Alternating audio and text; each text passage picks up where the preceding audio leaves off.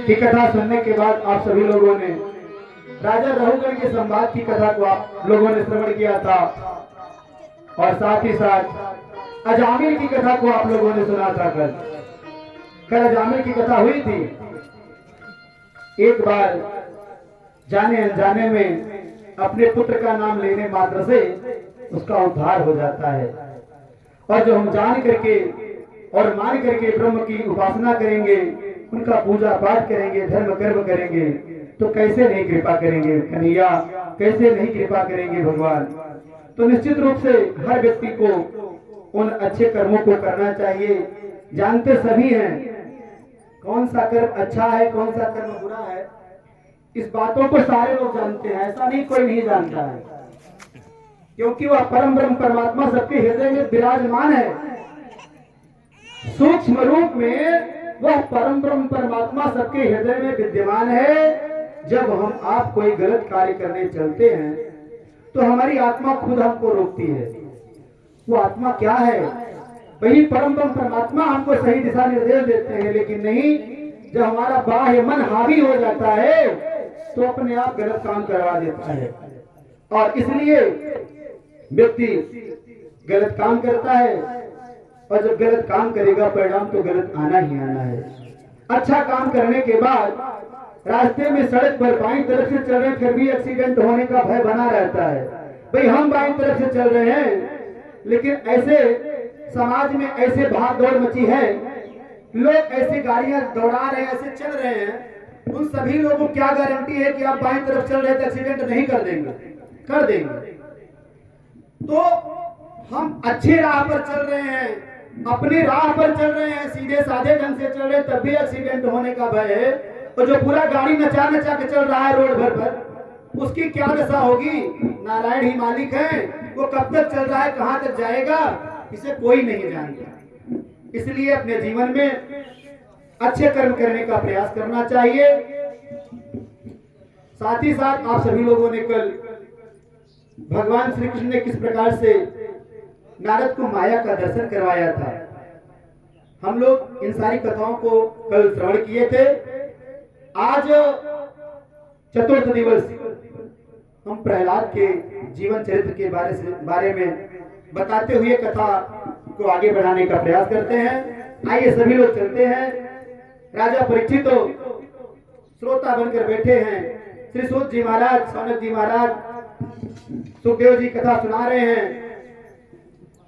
सुखदेव जी कहते हैं, एक बार राजा परीक्षित के मन में यह विचार आया, और राजा परीक्षित उस दिन पूछ रहे हैं कि महाराज सब कुछ तो ठीक है, जब सभी जीव उस परम पिता परम ब्रह्म के ही जाए हैं, उन्होंने ही सबको उत्पन्न किया है, सबको पैदा किया है, तो फिर पक्ष क्यों लेते हैं? देवताओं के पक्ष में ही क्यों कार्य करते हैं?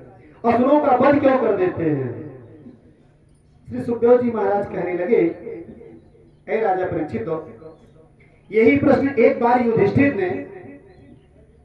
बार युधिष्ठिर के राजसूय यज्ञ में भगवान श्री कृष्ण जब शिशुपाल का वध किए हैं, तो उनके शरीर से एक ज्योति निकली, और ज्योति निकल करके भगवान श्री कृष्ण में ही विलीन हो गई।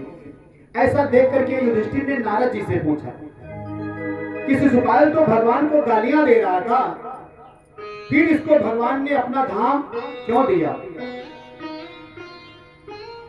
कह रहे हैं, उस पर नारद जी से जब पूछा तो नारद जी उनसे बताने लगे कि एक बार की कथा है कि भगवान श्री कृष्ण नारायण के पास दैत्य राक्षस लोग भी गए और कहने लगे, ऐ प्रभु आप हमारा भी उद्धार करिए, हम पर भी कृपा अपनी बनाए रखिए। प्रभु ने कहा, ठीक है, हमारी कृपा सदैव सब पर बनी रहती है, तुम लोगों पर भी बनेगी, लेकिन उसके लिए तुम्हें भी कुछ करना होगा। वे देवता तो दिन रात हमारा भजन करते हैं, पूजा पाठ करते हैं, आप लोग क्या कर सकते हैं? राक्षस बोले, ऐ प्रभु, यदि हम पूजा पाठ करेंगे, आपका भजन कीर्तन ही करेंगे, तो हम राक्षस किस बात के हैं? ये सब काम हमसे नहीं होने वाला है। क्यों? कोई भजन नहीं तामस दिया, कोई भजन नहीं तामस दिया। इस तामसी शरीर में भजन और पूजा पाठ हम लोगों से नहीं हो पाएगा। नारायण जी ने कहा फिर आप लोग कर क्या सकते हैं, कुछ तो करिए भैया, सिर्फ कृपा पाना चाहते हैं। अरे भाई माला ही बैठ के जपिए तब दक्षिणा पाएंगे महाराज, बस खाली चाहिए। कथा हो रही है महाराज, हम और पंडित है, कुछ है भैया, कैसे भैया कुछ करेंगे, बस खाली दक्षिणा लेंगे। कहने का तात्पर्य राक्षसों से कहा गया, प्रभु ने कहा कि आप लोग कुछ करिए, पूजा पाठ धर्म कर्म। राक्षसों ने कहा महाराज ऐसा हमसे नहीं हो पाएगा, हम आपसे द्वेष कर सकते हैं, आपको गालियां दे सकते हैं, आपकी आलोचना कर सकते हैं, आपके भक्तों से झगड़ा कर सकते हैं, पूजा पाठ जहां पर होगा उन लोगों को नुकसान पहुंचा सकते हैं। यह काम हम लोग बहुत ही बखूबी कर सकते हैं। बोले ठीक है आप लोग यही करिए भैया, संबंध रखिए, कैसा भी संबंध रखिए, कैसा भी नाता रखिए, क्योंकि मित्रों को कम लोग याद करते हैं, दुश्मनी करोगे तो ज्यादा याद करोगे हमें, तो हमसे ही बैर करो, हमारे भक्तों से ही बैर करो, करो कुछ तो करो। युधिष्ठिर ने नारद जी से पूछा, प्रभु भगवान के अनुचरों को ब्राह्मण ने श्राप क्यों दिया था? इसके बारे में पिछले दिन हम लोग चर्चा कर चुके हैं, जय विजय को श्राप कैसे मिला था, चर्चा हो चुकी है, इसलिए उस कथा पर नहीं जाएंगे। जय विजय को श्राप मिला था 3 जन्मों तक असुर योनि में जन्म लेने का। हम सभी लोगों में बैठे हुए समस्त सज्जन कौन बता सकता है तीनों जन्म कौन सा था? जय और विजय के तीनों जन्म वो कौन कौन से थे? पहले जन्म में तो हिरण्यकश्यप और हिरण्याक्ष होकर के पैदा हुआ। पहले जन्म में हिरण्यकश्यप और हिरण्याक्ष होकर के पैदा हुआ। वही दूसरा जन्म जो था वहां पर रावण और कुंभकर्ण होकर के पैदा हुआ, जय और विजय। तीसरा जन्म, ये 2 जन्म तो सब लोग जानते हैं लगभग, लेकिन तीसरे वाले जन्म के बारे में कम ही लोगों को ज्ञात होता है, या जो अध्ययन रोज कर रहे हैं उसमें रमे हुए उनको ज्ञात है। लेकिन जानना चाहिए जय विजय जब तीनों जन्म उनका राक्षस योनि में मिला तो कौन कौन सा था? कहा गया कि सबसे पहले हिरण्यकश्यप, और हिरण्यकश्यप को क्या, हिरण्यकश्यप की कहानी हम लोग सुन चुके कथा। कह हिरण्यकश्यप जिसे नरसिंह अवतार लेकर के मारा था, आज हम लोग उसकी कथा को श्रवण करेंगे। और हिरण्याक्ष जो कि 12 अवतार लेकर के मारा था भगवान जी ने। द्वितीय जन्म में रावण और कुंभकर्ण को राम का अवतार लेकर के मारा था, उनका उद्धार किया था। तीसरे जन्म में शिशुपाल और दंत वक्र होकर के पैदा हुए हैं। जय और विजय शिशुपाल और दंत वक्र होकर के पैदा हुए। बंशी जी कहने लगे, प्रभु भगवान ने प्रहलाद पर कैसे अनुग्रह किया था, कृपा करके उस कथा को हमें सुनाइए। श्री सुखदेव जी महाराज जी कहने लगे, जिस समय भगवान 12 रूप धारण करके पृथ्वी को पुनः अपने स्थान पर स्थापित कर दिया था, हिरण्याक्ष का उद्धार किया। जब प्रभु ने हिरण्याक्ष को मारा तो उनकी पत्नियां, उनकी माताएं, उनके परिजन बहुत विलाप करने लगे, बहुत रुदन करने लगे। सारे लोगों का विलाप देख करके हिरण्याक्ष का भाई हिरण्यकश्यप सारे लोगों को धैर्य बदलाता है। सभी लोग शांत रहिए, हम बदला लेंगे अपने भाई का, जिसने हमारे भाई को मृत्यु के घाट उतारा है, हम उसकी बदला लेंगे। माता शांत हो जाइए। सारे लोगों को शांत करवाया, शांत करवा करके वह तपस्या करने के लिए जाने को उद्यत हुआ, क्योंकि हमारे पास जब शक्तियां एकत्रित होंगी तब तो हम उनसे युद्ध कर सकते हैं, तब तो हम उनसे विजय प्राप्त कर सकते हैं। और वह तपस्या करने के लिए मेरु पर्वत पर जा पहुंचा। मेरु पर्वत पर वह तपस्या करता हुआ भगवान नारायण को प्रसन्न करता है, भगवान ब्रह्मा को प्रसन्न करता है। ब्रह्मदेव प्रसन्न होकर के उसको आशीर्वाद देते हैं, वरदान मांगने के लिए कहते हैं। हिरण्यकश्यप को कहता है कि हमें अमर होने का वरदान दीजिए। ब्रह्मदेव कहते हैं ऐसा इस धरातल पर कोई नहीं है जो कि अमर हुआ हो, जिसका जन्म हुआ है उसकी मृत्यु होना निश्चित है। अतः इसके बदले तुम कुछ और वरदान मांग लो, जो भी मांगोगे बहुत सारे वरदान हम दे सकते हैं, ऐसा वरदान हम नहीं दे सकते हैं अमर होने का। हिरण्यकश्यप बोला ठीक है, यदि आप ऐसा नहीं दे सकते हैं तो ऐसा वरदान दीजिए, मैं तो दिन में मरूं, न रात में मरूं, न धरती पर न आसमान में, मतलब जितनी भी प्रक्रियाएं होती हैं उस सारी प्रक्रियाओं का वरदान मांग लिया हो। और बोला इन 12 महीनों में भी मेरी मृत्यु न हो। बोले ठीक है, सारी चीजें उनकी मांग। ब्रह्मदेव से इतना भी मांगा कि महाराज हमें यह भी वरदान दे दीजिए कि आपकी सृष्टि में आपके द्वारा बनाए हुए किसी व्यक्ति से, किसी पशु योनि, किसी से मेरी मृत्यु न हो, जितने लोगों को आपने बनाया है। ब्रह्मदेव ने तथास्तु कह दिया और वहां से ब्रह्मदेव चले गए। जब हिरण्यकश्यप तपस्या करने के लिए जा रहा था उस समय इनकी पत्नी गर्भवती थी, और हिरण्यकश्यप जब वो तपस्या करने के लिए गया तो इनकी पत्नी गर्भवती थी। उधर इंद्र को लगा कि ये राक्षस है, जा रहा है तपस्या करने, इनकी पत्नी को ही हम उठा लाते हैं। इंद्र उनकी पत्नी को उठा ले जाने का प्रयास करते हैं और वह ले ही जा रहे होते हैं। रास्ते में महर्षि नारद जी से भेंट हो जाती है। नारद जी उनको बहुत समझाते हैं कि यह अनुचित कार्य है, ऐसा आपको नहीं करना चाहिए, आप देवराज इंद्र हैं। यदि उसका पति तपस्या करने के लिए गया है तो ऐसी स्थिति में गर्भवती महिला का अपहरण करना आपके लिए उचित नहीं है, आप ऐसा मत करिए। उनकी बातों को सुनकर, नारद ऋषि की बातों को सुन करके इंद्र वहीं पर उनकी पत्नी को छोड़ देते हैं। फिर नारद उनकी पत्नी को लिवा करके अपने आश्रम आते हैं और आश्रम में ही वह उनकी पत्नी रहने लगती है हिरण्यकश्यप की, तब तक जब तक कि हिरण्यकश्यप तपस्या करके वापस नहीं आ जाते हैं। हिरण्यकश्यप तपस्या करके वापस आया और देवराज पर आक्रमण किया, सब अपने कब्जे में कर लिया, इंद्रासन ले लिया। चारों तरफ हाहाकार मचने लगी, सभी लोग दुखी हुए, परेशान हुए। वह ऐसा आचरण करता था, उसके आचरण से सभी देवता तथा जितने भी जीव थे सभी उस समय परेशान हो जाया करते थे।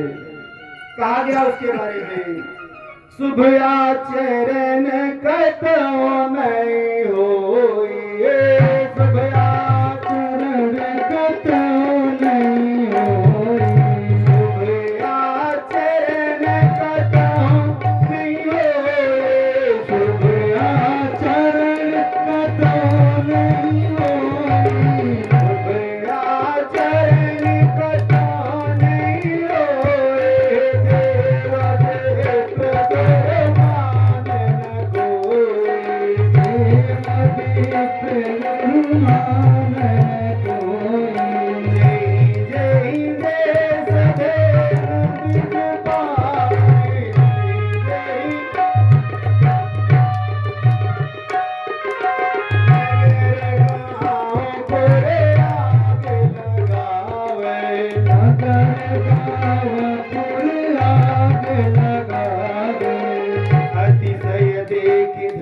कई ग्लानी परम सभेत धराय कुलानी।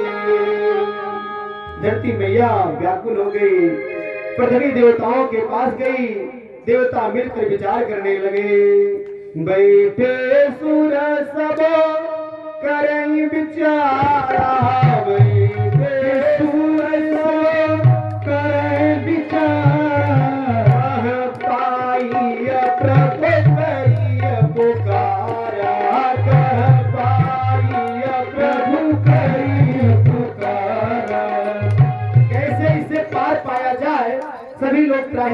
ही मान करने लगे। सभी देवता एकत्रित हुए। शंकर भगवान जी कहने लगे, हरि व्यापक सर्वत्र समाना, हरि व्यापक सर्वत्र समाना, हरि व्यापक सर्वत्र समाना, हरि व्यापक सर्वत्र समाना, प्रकट होई मैं जाना, प्रकट हो मैं जाना। सबकी प्रार्थना को सुनकर के आकाशवाणी हुई, ऐ देवगणों धीरज रखो। देव वेद ब्राह्मण साधु धर्म से द्वेष करने वाला शीघ्र ही नष्ट हो जाता है। यदा देवे सुवेदेशो विप्रेशो साधुषु गर्वे चापे मया च विद्वेषा सर्वायास विनाशते। हिरण्यकश्यप के यहाँ महारानी कयाधु, हिरण्यकश्यप की पत्नी का नाम महारानी कयाधु। कयाधु के 4 पुत्र पैदा हुए, जिसमें सहलाद, अनुहलाद, अहलाद और प्रहलाद। प्रहलाद सबसे छोटे थे। भगवान नारायण ने आश्वस्त किया,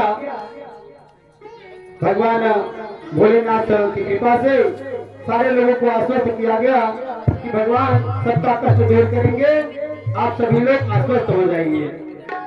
इस प्रकार हिरण्यकश्यप तपस्या में जब लीन हुआ और कयाधु को ले जा करके नारद ऋषि अपने आश्रम में रखते हैं। आश्रम में बहुत सारी भगवत कीर्तन कथाओं को किया करते थे, तो पेट में ही प्रहलाद सारी कथाओं को श्रवण कर लिए थे। इसलिए करण नारद कयाधु को अपने आश्रम में जब ले गए, वहीं पर कयाधु नित्य भगवत कथा कीर्तन सुनती। उसका प्रभाव गर्भ में पल रहे बालक पर पड़ा। पिता हिरण्यकश्यप की तपस्या से वापस आने पर कयाधु को घर जब वह ले गया और प्रहलाद को शिक्षा दीक्षा लेने के लिए गुरु शुक्राचार्य के आश्रम में भेजा। गुरु शुक्राचार्य के पुत्र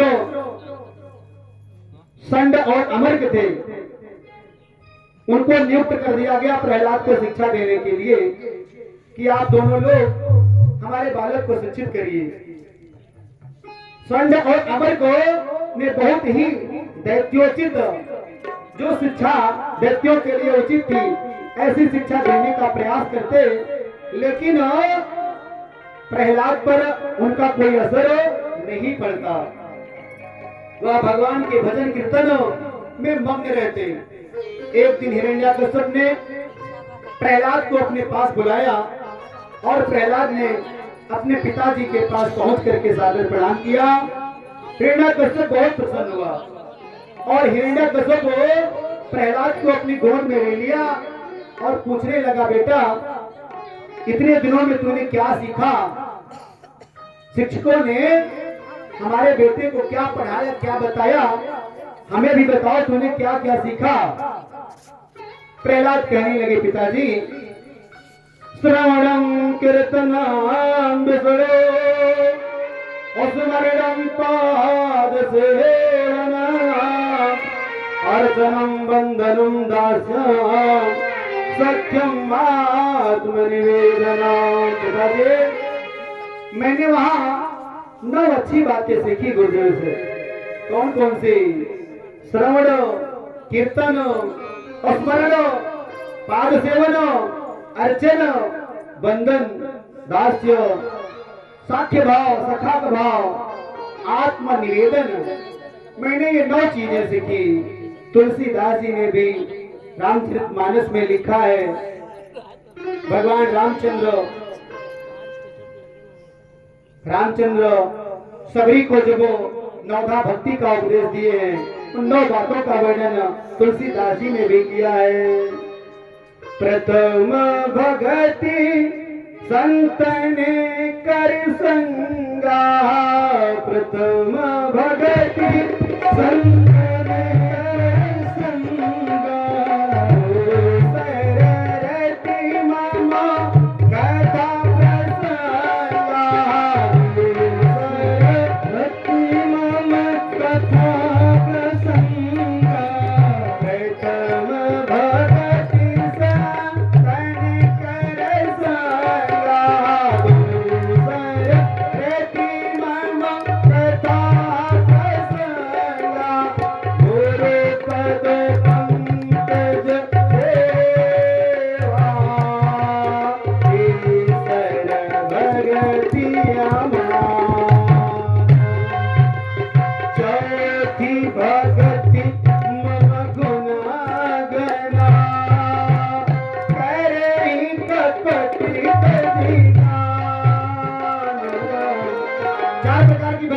बारे में बताया।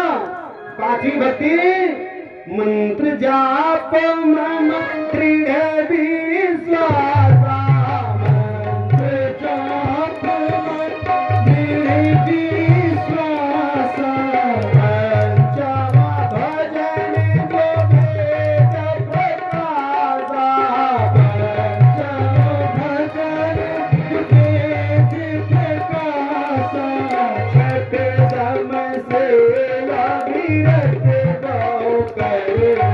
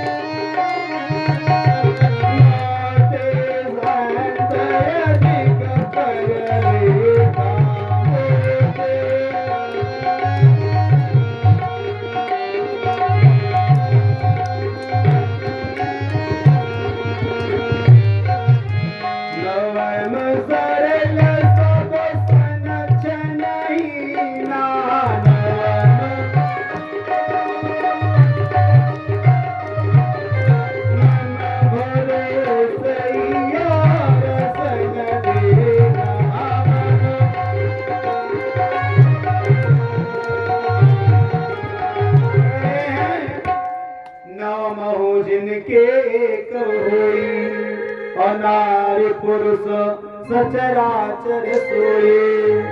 इन 9 भक्तियों में से कोई भी भक्ति यदि किसी के पास है तो भगवान की कृपा से उसकी यहाँ भी जय जय है और वहाँ भी जय जय है।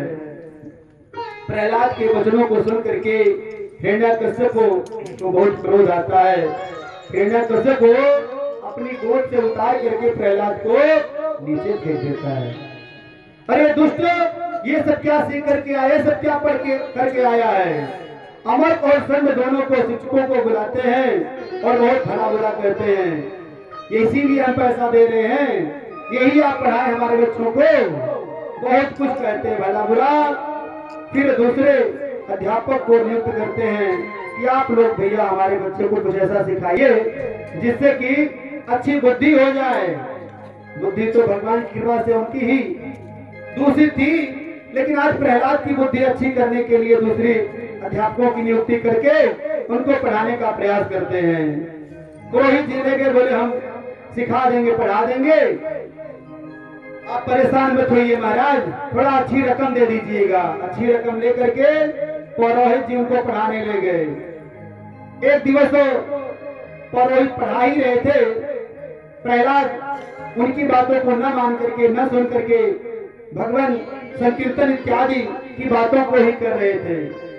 पुरोहित ने कृत्या को पैदा किया अपने मंत्रों की शक्ति से और मारने के लिए भेज दिया, क्योंकि हिरण्यकश्यप कह रखे थे यदि ये नहीं पढ़ता लिखता है तो इसे बल्कि मार ही डालिएगा। इतना ज्यादा भगवान विष्णु की कृपा इसके ऊपर है और हम भगवान विष्णु को मानते नहीं है। कह रहे हैं कारण इसी कारण तुम्हारे शस्त्र जब वो मारने के लिए कृत्या को भेजते हैं तो कृत्या त्रिशूल लेकर मारने को उद्यत होती है, लेकिन असर प्रहलाद को नहीं होता है। लोग कहते हैं आखिर तुम्हारे ऊपर यह अस्त्र असर क्यों नहीं कर रहे हैं। प्रहलाद कहते हैं क्योंकि इन सभी वस्तुओं में नारायण है, हमारे प्रभु हैं, तो कैसे ये अस्त्र शस्त्र हमको काट सकते हैं, कैसे छिन्न भिन्न कर सकते हैं। प्रहलाद की छाती में वह त्रिशूल मारा, लेकिन वह त्रिशूल ही छिन्न भिन्न हो गया। जिसके रक्षक भगवान स्वयं होते हैं, भला उसे कौन मार सकता है, क्योंकि आत्मा तो अजर और अमर होती है। लिखा भी है, न मे मृत्यु शंका न मे जाति भेदा, पिता नैव मेने माता न जन्मा, न बंधुर न मित्र गुरुर्नैव शिष्या, चिदानंद रूप शिवोहम शिवोहम, चिदानंद रूप शिवोहम शिवोहम। उस कृत्या ने पुरोहितों को ही नष्ट कर दिया, बाद में स्वयं वह कृत्या नष्ट हो गई। जब प्रहलाद ने पुरोहितों की ऐसी दशा देखी तो कहने लगे कि यदि मैंने अपने प्राणों का हनन करने वाले के प्रति कभी द्वेष नहीं किया तो हे प्रभु ये पुरोहित जिंदा हो जाएं। जैसे ही उन पुरोहितों के मृत शरीर पर हाथ लगाया वो पुरोहित जीवित हो गए और कहने लगे, ए पुत्र तू बड़ा ही दयालु है, हमने तो तेरे मारने का उपाय किया था और तूने हमें प्राण दान दे दिया। धन्य है तू, इस संसार में तू चिरायु हो करके बल वीर्य से पुत्र पौत्र तथा धन धान्य से युक्त हो जा। कयाधो पुत्र प्रहलाद को समझाने लगी एक दिन, कयाधो एक दिन समझाने लगी, आखिर तुम्हारे पिता कह रहे हैं कि मत मानो विष्णु को, मत पूजा पाठ करो तो मत करो, अपने पिता की वचनों को मानना चाहिए। माँ तू भी कैसी बात करती है, पिताजी गलत रास्ते पर चल रहे हो, गलत शिक्षा दे रहे हो, तब भी मैं मानता रहूं? नहीं माँ। प्रहलाद कहने लगे, पोती पढ़ी पढ़ी जगमुआ, ऐ माँ पोती पढ़ी पढ़ी जगमुआ, पंडित भयानको अढ़ाई आखर प्रेम का, पढ़े सो पंडित हो, पढ़े सो पंडित हो। माँ सबसे प्रेम करना चाहिए। पिताजी तो मार धाड़ काट यही सब सिखाते हैं। इनके गुरुजी जो लोग हमको शिक्षा देने के लिए गए वो भी यही कह रहे हैं कि जितने भी भगवान के भक्त हैं उनको मार डाला करो। जहाँ भी देखो जितने भी दुष्कर्म होते हैं वही सब करने के लिए सिखाते हैं। तो माँ मैं तो ऐसा नहीं कर पाऊंगा, मर जाना भला है लेकिन हम ऐसा कार्य नहीं कर सकते।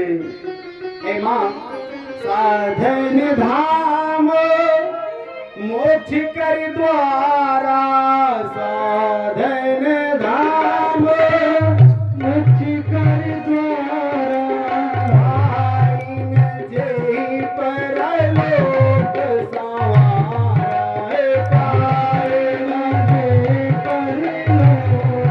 सवारा।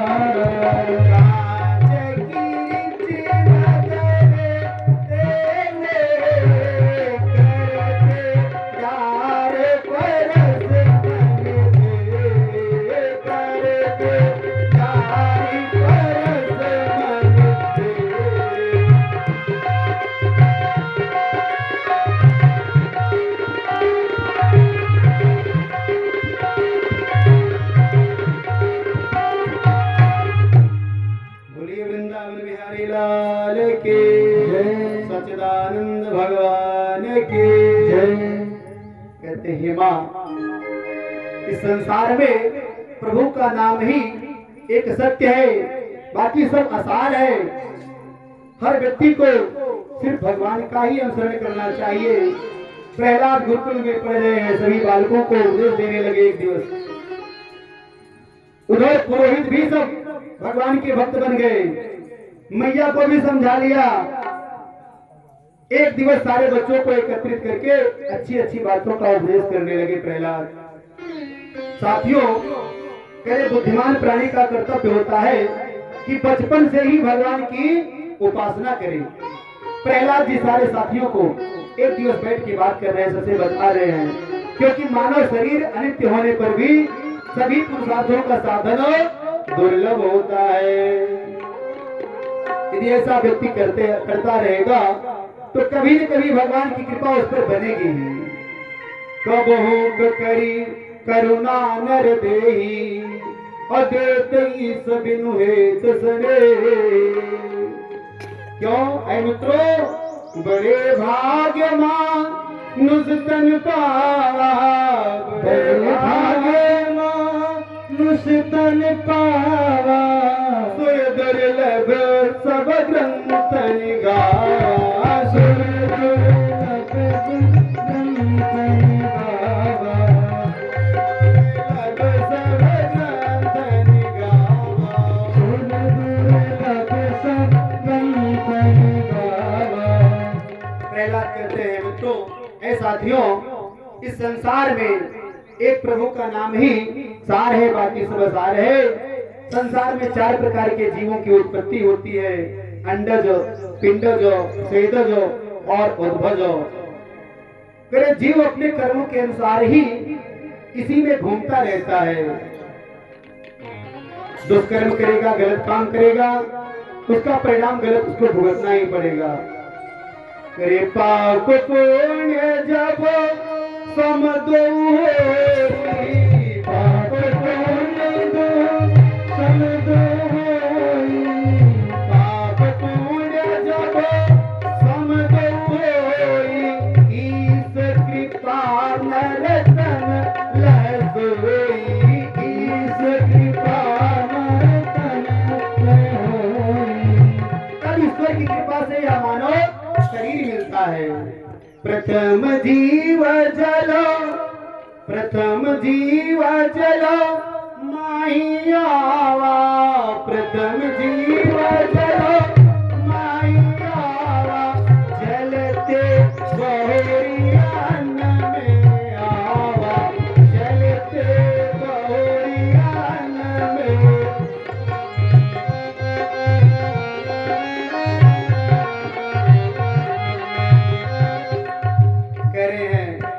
प्रथम जीव जल माही आवा, जल में पहले जीव आता है, उन्हीं जल से अन्न बनता है। करे मनुष्य अन्न को खाता है, अन्न को ग्रहण करता है। कहा गया जैसा खाओ अन्न वैसा होगा मन, जैसा पियो पानी वैसी होगी वाणी। तो करे मनुष्य अन्न को खाता है और अन्न से ही रस बनता है और रस से ही रक्त बनता है। बड़ी ही गूढ़ बातें प्रहलाद अपने मित्रों को, साथियों को, सहपाठियों को आज बता रहे हैं बेटे। कह रहे हैं ए भाइयों, उस रस से ही रक्त बनता है और उस रक्त से ही बीड़ी बनता है, एक मास में वह बनता है। करे जब युवती ते ही दान ही पावे, जब युवती ते ही दान ही पावे, तब सोई जीव गर्भ में आवे,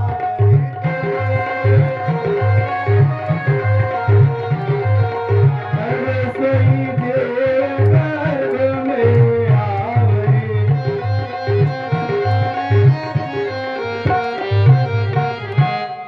प्रहलाद कहते हैं रज और वीर्य मिल करके 5 दिन में बुलबुला के आकार में होते हैं। 1 माह में मांस पिंड, 1 माह में पिंडाकार, 2 माह में भुजा और तीसरे में पैर बनते हैं। 3 माह में उदर, 4 माह में सिर के बाल और 5वें माह में हड्डी तथा 6 माह में त्वचा मांस का निर्माण होता है। भगवान महर्षि नारद के चेले हैं, पेट में ही सब कुछ सीख करके आए हैं, आज सभी अपने मित्रों को बता रहे हैं। कह रहे हैं पूर्ण गर्भ 7वें मासा, पूर्ण गर्भ 7वें मासा, 8वें बाग सहित चले श्वासा, 8वें बाग सहित चले श्वासा, 9वें मास चेत जब हो, 9वें मास चेत जब हो, 7 जन्मों की सुध तब होए।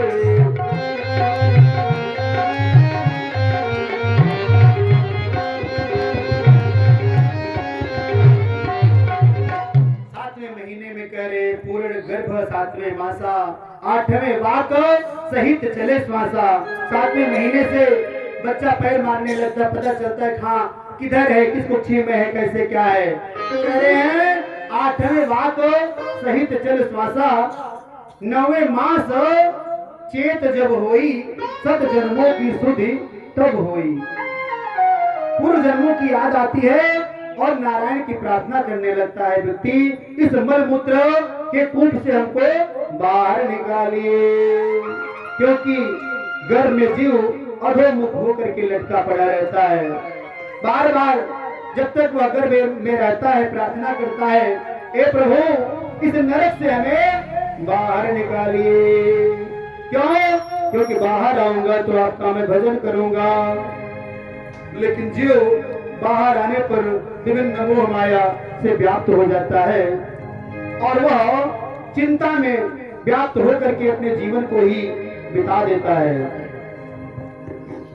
चिंता सापिनी को नहीं खाया, चिंता सापिनी को नहीं खाया, तो जग जाई न व्यापी माया।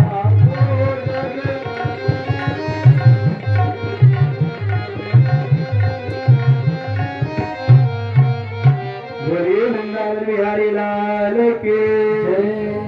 सूर्यदेव काफी प्रसन्न थे, अभी धीरे धीरे उधर गए हैं, नहीं तो पूरा डायरेक्ट कृपा कर रहे थे। जय हो सूर्य भगवान की। जीव संतान रूपी बेड़ियों में जकड़ा हुआ, कोई भी अपना उद्धार नहीं कर सकता, बल्कि बेटा बेटी पतोहू बहू पुत्र इत्यादि में अपनी आसक्ति इतना ज्यादा बढ़ जाती है कि उसी में रमा रह जाता है व्यक्ति। तिनके हेतु करें अघनाना और नहीं जाने मर जमपुर जाना, तिनके हेतु करें अघनाना। उन्हीं बकरी बच्चों के लिए कोई किसी का नहीं महाराज, मत लाइए एक दिन पैसा, 1 महीने की तनख्वाह मत दीजिए, घर पर लात मार के भगा देंगे लोग घर वाले। आप जड़ भरत की कथा सुन ही चुके कि जड़ भरत जी गड्ढा बना दिए खेत में, खेत को समतल नहीं किए, भाइयों ने भगा दिया, मार के घर से निकाल दिया। कोई किसी का नहीं महाराज, सब अपने अपने स्वार्थ के मित्र हैं। करे तिनके तो करे अघनाना और नहीं जाने मर जमपुर जाना। प्रहलाद बोले भाइयों, सबसे बड़ी विपत्ति भगवान को भूलना है, सबसे बड़ी संपत्ति भगवान को स्मरण करना है। क्योंकि रामचरितमानस में भी तुलसीदास बाबा लिख दिए है, हनुमान तो विपत्ति प्रभु सोई, हनुमान तो विपत्ति जप तप सुमिरन भजन न होई, भगत सुमिरन भजन न होई। हिमते अनलो प्रगट बरु होई,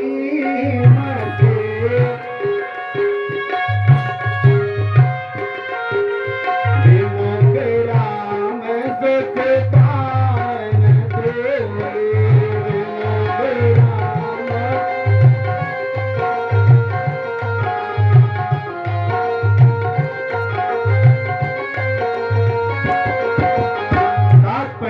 सभी साथी कहने लगे, वाह प्रहलाद आज तो तूने बहुत ही ऊंची बात हमें बताई है, आज से भैया हम वही करेंगे जो तू करता है और हम डरे वरेंगे नहीं, चाहे गुरु जी मारे चाहे जो करे, हम तुम्हारे पिताजी से भी हमको डर नहीं लग रहा है।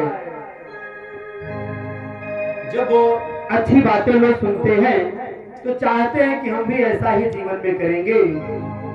इस कलयुग में, इस असार संसार में भी माया से व्याप्त होने के बावजूद भी कभी कभी लोगों को ऐसा लगता है कि नहीं, अच्छे कर्म करना चाहिए। 4 स्थान बताया है महाराज जी ने, वो कौन कौन से 4 स्थान हैं जहां पर लोगों को यह लगता है कि नहीं हमें अच्छा कर्म करना चाहिए, ये संसार खराब है, असार है संसार। यह बताया है चार ठोर सब नरक के, चार ठोर सब नरक के, कोई वैराग्य ज्वला, गर्भ माही सबके निकटा, गर्भ माही सबके निकटा, कथा सुनत रतियंत, कथा सुनत रतियंत। जब जीव घर में होता है तब भी उसे लगता है कि हे प्रभु, इस मोह माया में मुझे नहीं पड़ना, आप सिर्फ बाहर निकाल दीजिए, आपका ही ध्यान करेंगे, स्मरण करेंगे। सौ के निकट कोई व्यक्ति मर गया हो, उसके निकट में लोग थोड़ी देर तक, उतनी ही देर तक, आज का तो गजब का हाल है, वही लोग ठहाका कर रहे हैं, सौ जलाने जा रहे हैं, वहां लोग क्या क्या कर रहे हैं, मदिरा पान कर रहे हैं, बैठ के सब खा रहे हैं, पी रहे हैं। आज की दशा तो बहुत ही बिगड़ती जा रही है। लेकिन ऐसा लिखा है पुराणों में, गर्भ माई सबके निकट, कथा सुनत रतियंत। जब तक प्रेम प्रलाप नहीं हो जाता तब तक लगता है यही सब कुछ है दुनिया में। लेकिन जैसे ही व्यक्ति संभोगांत होता है, उसे ऐसा एहसास होता है कि नहीं, ये सब कुछ नहीं है, सिर्फ परम पिता परमात्मा ही सब कुछ है। सभी छात्र प्रहलाद के साथ प्रसन्नता से नाचने लगे और राम नाम का गान करने लगे। गुरु जी आए, वे भी नाचने लगे। सिपाही उनको बुलाने के लिए आए। जो भी दशा देख रहा है, महाराज तो आपका लड़का इतना बिगड़ गया, पूरा माहौल ही वहां खराब कर दिया है, राम नाम मैं कर दिया है महाराज, बुला लो उस लड़के को हमारे, कहाँ है हमारा पुत्र। सिपाही आए, वो भी नाचने लगे, मस्ती में मस्त हो गए। अधिकारी बुलाने आए, अधिकारी भी मस्ती में मस्त हो गए, नाचने लगे। जो भी आता वही नाचने लगता। हिरण्याकश्यप स्वयं आया और वह सारे लोगों को देख करके बहुत ही क्रोधित हुआ। हिरण्याकश्यप को देखते ही सारे लोग शांत हो गए और दैत्यों को आदेश दे दिया, इस बालक को मार डालो, अब मुझे इससे कोई मोह माया नहीं रह गया है। दैत्यों ने प्रहलाद को मारने का प्रयास किया, विभिन्न प्रयास किया, हाथियों के नीचे कुचलवाने का प्रयास किया, पर्वत से गिराया, नदी में फेंकने का प्रयास किया। लेकिन जिसके रखवाले भगवान हैं, उसको मारने वाला कौन है। सीम को चापे सके को तासो, बड़े रखवारे रमापति जासो। हिरण्याकश्यप ने एक दिन विचार बनाया कि किसी प्रकार से मृत्यु को प्राप्त नहीं हो जाए हमारा पुत्र, इसके लिए ऐसा करते हैं, एक हमारी बहन है सिंधु देवी, फिलहाल आपको नहीं कह रहे बहन जी, एक उनकी बहन थी जिनका नाम ढुंडा देवी था।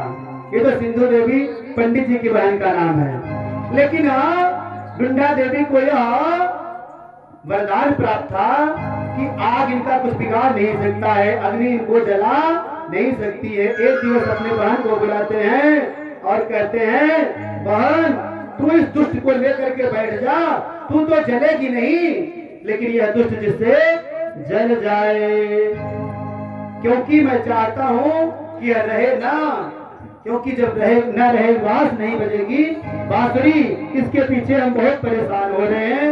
यह हमारे कुल की मर्यादा को भंग कर रहा है, हम निशाचर कुल में पैदा हुए हैं, ये तो भगवान विष्णु का बहुत बड़ा पुजारी हो गया है।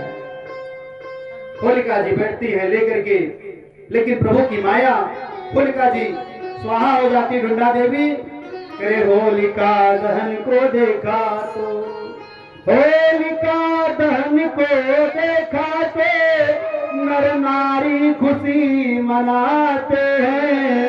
होलिका जले प्रहलाद बचे, हिरण्याकुश अश्रु बहाते हैं।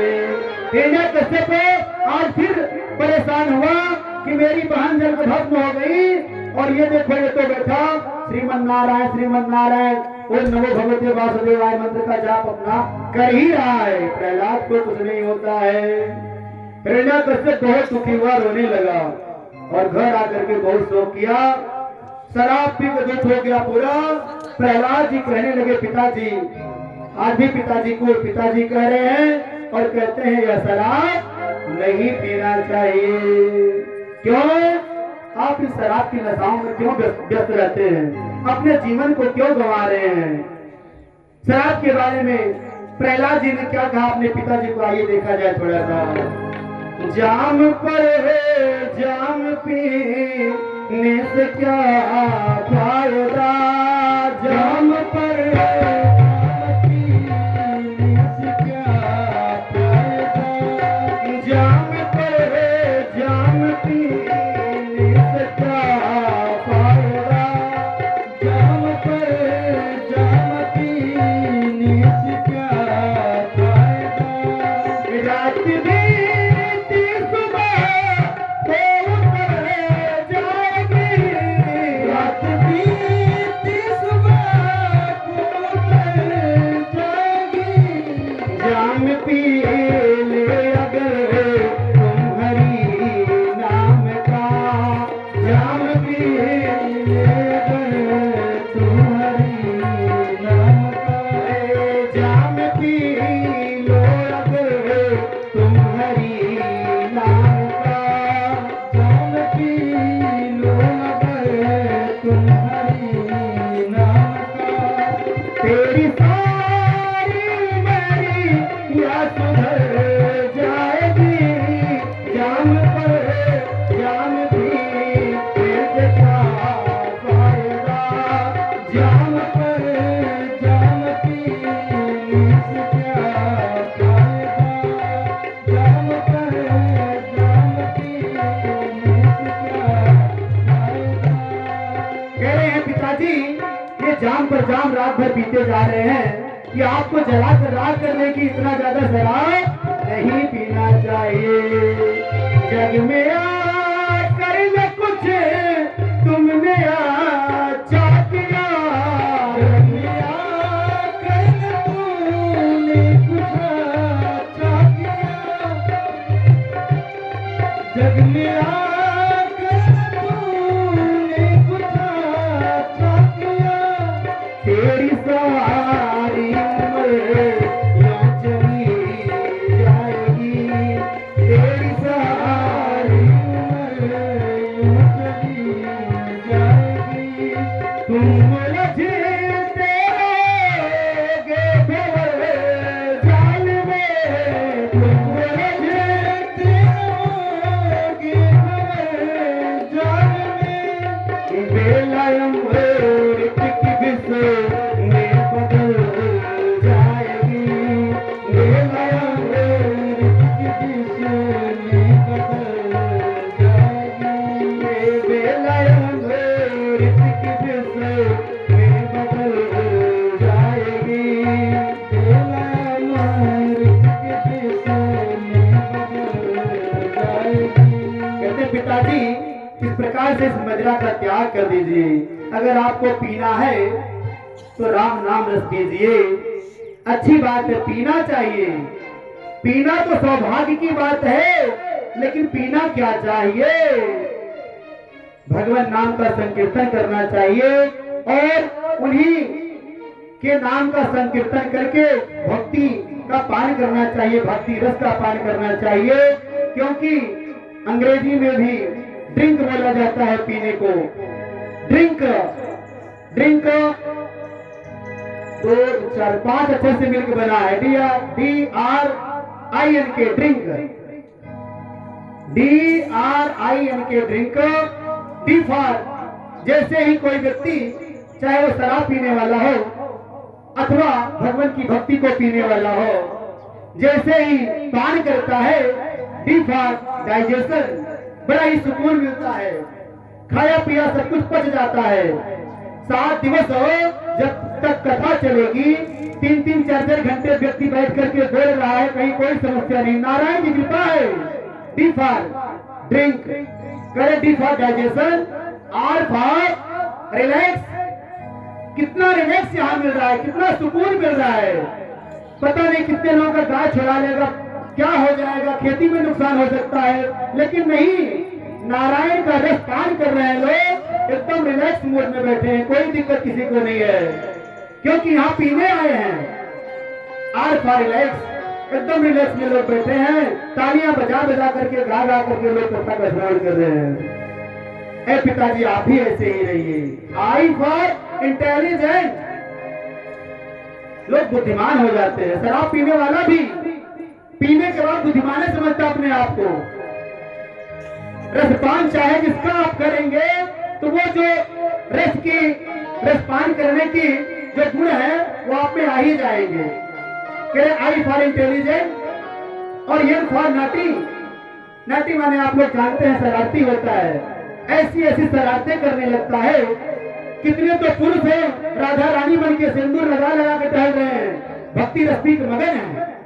और कितने लोग शराबियों की भी दशा आप देखते करते हैं कि पी लेने के बाद कितना नाटी हो जाते हैं, वो क्या से क्या करने लगते हैं। और रही बात के का, लास्ट में के फॉर किंग। वाकई अगर कोई पी लिया है तो किंग हो जाता है। राम रस पी लिया तो राम रस में वो किंग बन जाता है, राजा बन जाता है। शराब ही पीता हो तो उतने समय के लिए वो राजा ही बना रहता है। तो पान करना चाहिए पिताजी, लेकिन इस सुरा का त्याग कर दीजिए, इसका पान मत करिए। हरि व्यापक सर्वत्र समाना और प्रेम से प्रगट कोई मैं जाना। हिरण्यकश्यप बहुत गुस्सा लगा, उसको बोला रे बेस्ट बालक, यदि तेरा भगवान सब जगह है तो फिर दिखाई क्यों नहीं देता। प्रहलाद बोले पिताजी आपको अभिमान अधिक है। ज्ञानी तपशाली बनो मन में है अभिमान, ज्ञानी तपशाली बनो मन में है अभिमान भरा। और भोजन के भंडार में जैसे मानो मल के छीट के समान पड़ा। करे हैं पिताजी आपने ऐसा चश्मा लगा रखा है कि आपको दिखाई नहीं दे रहा है मेरा भगवान। पिताजी आपने इन आंखों से देखने का प्रयास, जिन आंखों से देखने का प्रयास कर रहे हैं उन आंखों से आप उनको देख नहीं पाएंगे। क्यों? चश्मा जाके दृगन पे चढ़ो रकार मकार। चश्मा जाके दृगन पे चढ़ो रकार मकार। उनको ही दिखते पिता वो मेरे सरकार, वो मेरे सरकार। रकार मकार राम के नाम रूपी चश्मा जो लोग पहन लेते हैं उनको दिखाई देता है। उनके नाम का संकीर्तन करते हैं, उनके नाम का जप करते हैं, उनको ही हमारे प्रभु दिखाई देते हैं। हिरण्यकश्यप कहने लगा तेरा ईश्वर कहाँ है? पिताजी आपके खड्ग में भी है, खंभे में ले जाके बांध दिया। हिरण्यकश्यप ने प्रहलाद को बता तेरा ईश्वर कहाँ है? अगर वो है दिखाई क्यों नहीं देता?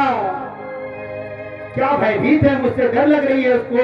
नहीं पिताजी ऐसी बात नहीं है। भय बस कंधे में छिपा है कैसा भगवान। हिरण्यकश्यप कहता है तेरा भगवान मुझसे डर रहा है, अगर इसमें हिम्मत है तो मेरे सामने आ जाए। भय बस कंधे में छिपा है कैसा भगवान। और हिम्मत इतनी है नहीं कि प्रगटे बाहर आन, प्रगटे बाहर आन। तो वो क्रोधित होकर के हिरण्यकश्यप ने अपना गदा उठा करके खंभे पर बहुत जोर से वार किया मारने को। जब प्रहलाद को भगवान दिशाओं को दंड करते हुए भयंकर शब्द के साथ खंभे को फाड़ते हुए नृसिंह भगवान प्रकट हो गए। गगन गड़गड़ाने खंभ फाटे गड़गड़ाने निकसे नरनाहर को रूप अति भयानक है। गगन गड़गड़ावे दसन जीव लप लपावे पिबत सरोज मानो अंग रात खानो है।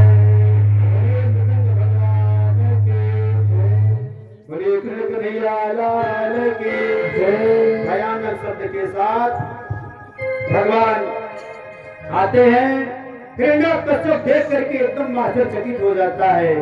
ये कैसा अद्भुत रूप, ये कैसा जीव है, न तो मानव है न तो पशु है। भगवान ब्रह्मा की सृष्टि में ऐसा कोई जीव हमने देखा ही नहीं आज तक। नायम मृगो ना किन्नरो विचित्रा अहो किमेता मृगेन्द्र रूपा। अरे यह तो न पशु है और न तो मनुष्य है, यह विचित्र आकृति वाला कौन सा जीव है। भगवान नारायण नृसिंह अवतार में जीभ लपलपाते हुए नासिका उनकी गुफा के समान लग रही है, ऐसे में बड़े बड़े नाखून ही हथियार का काम कर रहे हैं। वह भगवान को ललकारता हुआ गदा से प्रहार करना चाहता है कि भगवान ने जैसे सांप पकड़कर चूहे को खा ले जाता है, उसी प्रकार से हिरण्यकश्यप को पकड़ करके भगवान अपने जंघे पर लेटा लेते हैं और दोनों भुजाओं से कस करके बोलते हैं, अरे हिरण्यकश्यप देखो, ब्रह्मा जी के द्वारा तुझे जो वरदान प्राप्त हुआ था उसमें से वो सारी चीजें मिल रही हैं कि नहीं। न तो दिन है, न रात है, न सुबह है, न शाम है, और न ही धरती है न आसमान है। न तो अस्त्र से मार रहा हूँ न शस्त्र से मार रहा हूँ। ब्रह्मा जी के सृष्टि में ऐसा जीव नहीं है। ब्रह्मा के वरदान की लाज को रखते हुए हिरण्यकश्यप का वध करते हैं। हिरण्यकश्यप का वध करने के बाद भगवान नारायण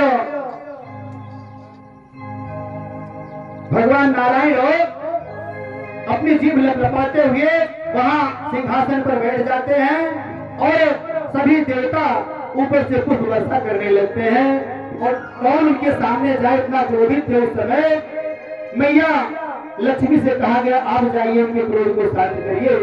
मैया लक्ष्मी जाने के लिए जैसे पूजा की थाली लेकर जाती है, ऐसा जीभ लपलपाते आगे बढ़ते हैं कि मैया थाली वाली फेंक के सब वहां से भाग जाती हैं।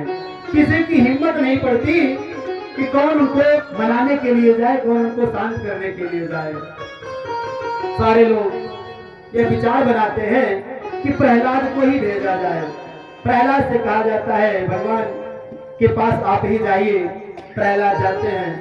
प्रहलाद को देखते ही भगवान ऐसा वात्सल्य लुटाने लगते हैं, उठाकर अपनी गोदी में बैठा लिया और ऐसा वात्सल्य प्रभु का उमड़ा कि एक हाथ से बार बार उनके सिर को सहलाते हुए अपनी जीभ से जैसे गौ माता अपने बछड़े को चाटती है, वैसे ही भगवान उस प्रहलाद को चाटने लगे।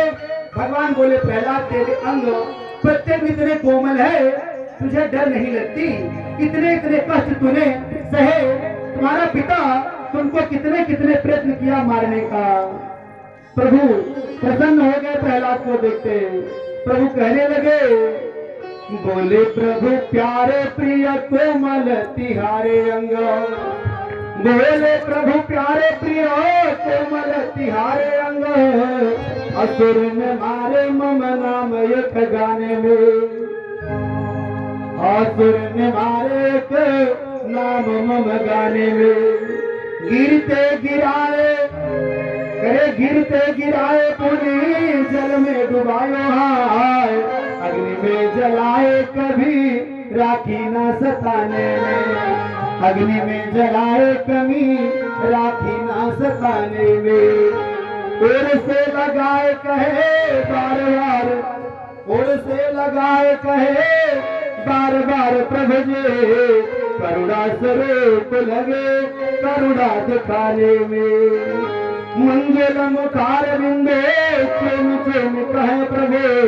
क्षमा करो पुत्र मोही देर भई आने में।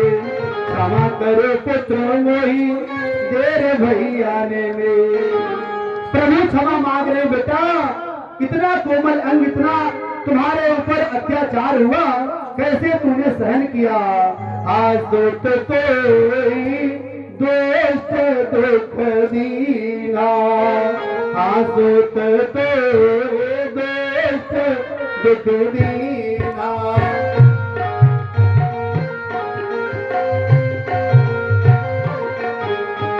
आयो भला जग अपने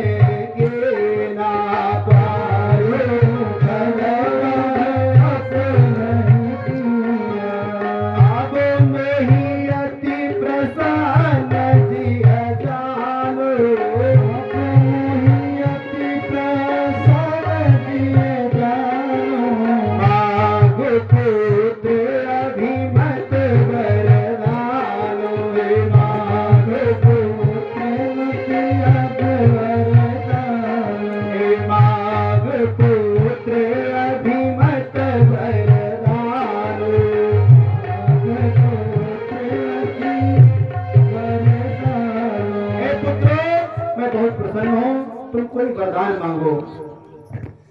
प्रहलाद कहने लगे, ऐ प्रभु अब कछुनाथ न चाहिए मोरे, अब कछुनाथ न चाहिए मोरे, दीन दयाल अनुग्रह तोरे, दीन दयाल अनुग्रह तोरे, दीन दयाल अनुग्रह तोरे, दीन दयाल अनुग्रह तोरे।